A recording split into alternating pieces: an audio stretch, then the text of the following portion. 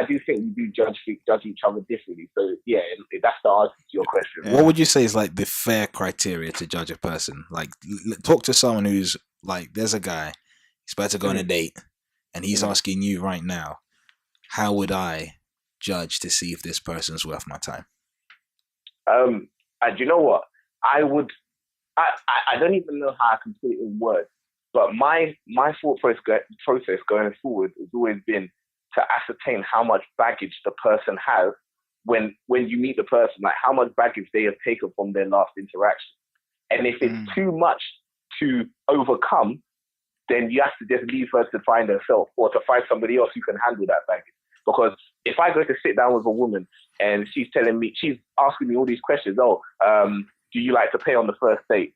Okay, clearly you went on a date one time and someone didn't want to play on the first date. You're going to say to me, do you live at home? Okay, you mean you want somebody who lives by themselves. Do you live at home? I'm going to ask because it's not relevant, but that's fine. And then, like, there's so many questions that a woman can put forward, and it's going to give you an idea of the sort of men that she has already interacted with.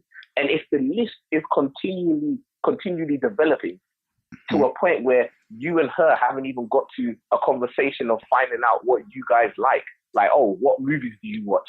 Like a normal person, what movies do you watch?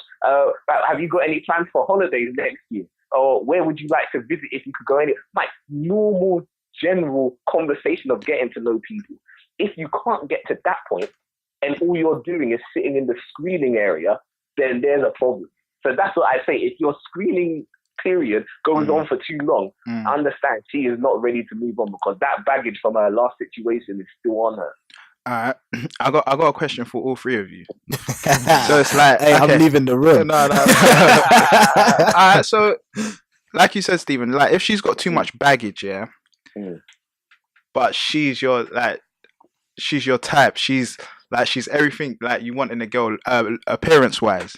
Yeah, like she's the one. Oh my, like there's no one out there like her. Like she's so beautiful. Are you willing to change some of your ways for that, or like if it's too much baggage? I'll jump into this one, to be honest. Go on there, Rich. Go on. No, I think I always tell people, look, I think the reason why a lot of relationships don't work is because a lot of us change ourselves for other people. The thing you've got to remember is a lot of us in this day and age, it's all about material stuff. So it's all about the car you drive, the house you've got, your living circumstances, your financial circumstances. You can sort of paint this picture of yourself to this girl and she'll love you for that. But the thing you have to realise is when you go home at night and no one else is there, when she's not there, when no one else is there, and you can't pay your bills, you can't sleep at night because you know that the person you're portraying is not the real person, that's down to you. That's your life becoming difficult at that point. Do you know what I mean? So I think you can't change yourself. You can't. Otherwise, how do you find that real person? Because they should like you for you. But if you're painting a picture of yourself which is not you, then you're living a lie, aren't you?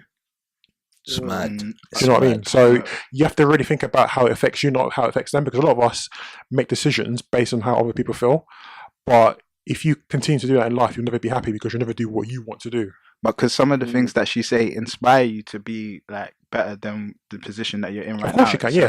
It should be encouraging words. It should be, okay, Richard, I know you're doing really well, but I think you can be up here. But that, in a way, advice shouldn't be something that makes you change who you are as a person, because before you met her, you was a certain way. Yeah. So why should you change all your traits because you like someone? Because eventually all the things she might want you to be, when you get to maybe about 30 or 40 years on, things will change, looks will change, habits will change, financial stuff will change. So okay, when you move all of that away, it becomes that emotional attachment, that connection that you're supposed to have before. But a lot of the time, everything's sort of barriered by, the money you've got, what you can do, going on dates, activity-wise. But when all that's gone, because if you've got someone who's paralyzed, for example, they can't go out and play football. They can't go out and do some, athletic sort of, things you like doing. They can't go on certain dates. So, you have to remember that it's about the connection. But I think the reason why a lot of things fail now is because people change themselves too much for other people, and you're not living.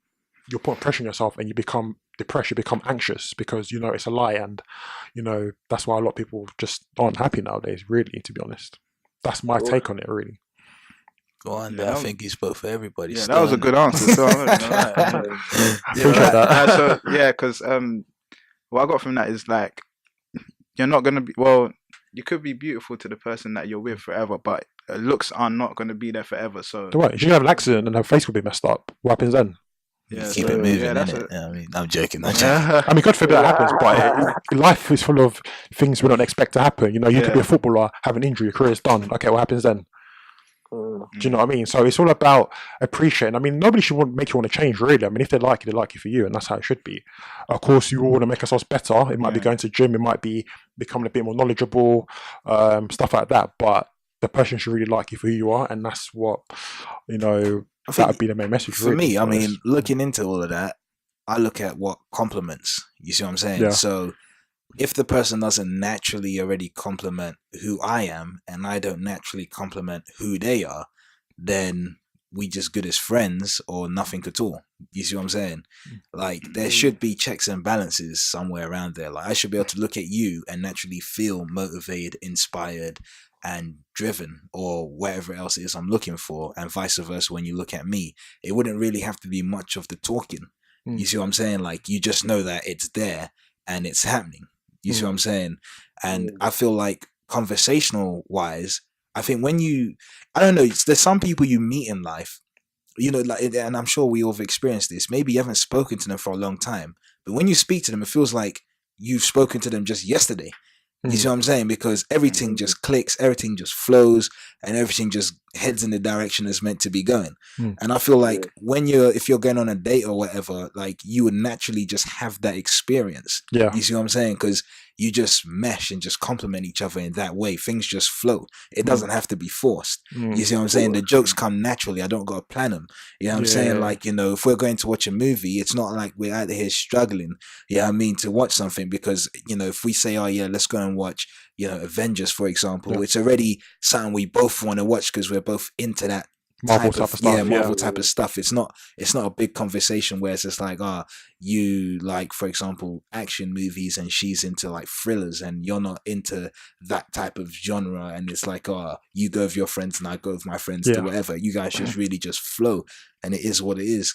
So that's what I think. I think for me, just try and find someone you just connect with. I think, but you know what it is? It's like nowadays that everything, like, taking that tradition away from things, because you look at shows like, for example, like Blind Date, Take Me Out and stuff. Yeah. Those are all based on your preferences. So, you know, you're pressing a button based on someone's looks and based on a few things she's told you. So, in a way, you know, look at, for example, apps like Tinder and stuff. That's designed. But that was just designed to smash. Let's just be real. Yeah, it was. But everything's taking that traditional sort of element away from dating and stuff now, because everything's about how they look, you know, what they say, the hobbies, all that type of stuff, which is very important.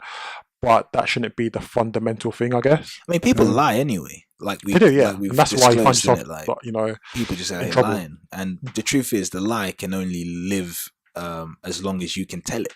And at some point, you won't be able to tell the lie as good as you told it the first time. That's what I'm saying. Because when, You know what I when you mean? paint this picture of yourself and you go home, you realize that's not actually me. Eventually, that lie is going to get, you're going to get caught with it. Do you know what I mean? Because you can't keep up financially. You can't, you know. Dude, I remember, like, So back in the day, maybe a couple of years ago, I was like, I'm here driving this 56 plate BMW I got, and there's these young ones, but flossing with the new 16 plate Mercedes GLA and all of this. I'm like, like, what they doing that? I ain't doing that. I mean, like, shoot, this kid's levels above me and all that. And I realized, oh snap. And then you got other people, like, you see them, like, you know, when you look through the Instagram and you look at their houses and they think, me, I'm still at home. You know what I'm saying? but Like, sometimes you never know what they're actually doing to get that no, money. I to found afford out. that. I found out. You know what That's I the mean? That's problem. where I realized, see, I pay for my car, like, all of it. I own it. They're financing it. Yeah. And I realized, okay. You know, but then what's funny is that if a girl's looking at us, they would pick that guy. Mhm. They won't pick the guy who actually owns his vehicle. And yeah, he lives at home, but what he has is actually his. This guy, what he has can be taken away because it's not his. Yeah. You know But what I that's the thing, mean? It's a temporary lifestyle, isn't it? And a lot of people nowadays go for the temporary lifestyle. So things that are around for now but won't be there when you actually want to settle down and be serious in life, That's a problem. Man, like Steve, what do you look for in a woman, man? What are we saying? What are you looking at? Yeah, it should What's be the good. criteria? Yo, this is Quabs from Views from the East End, and this is your time to have your say about the conversations that we've just had. So if you have anything to say, just comment in the comment section, comment on Twitter and all of our social media outlets.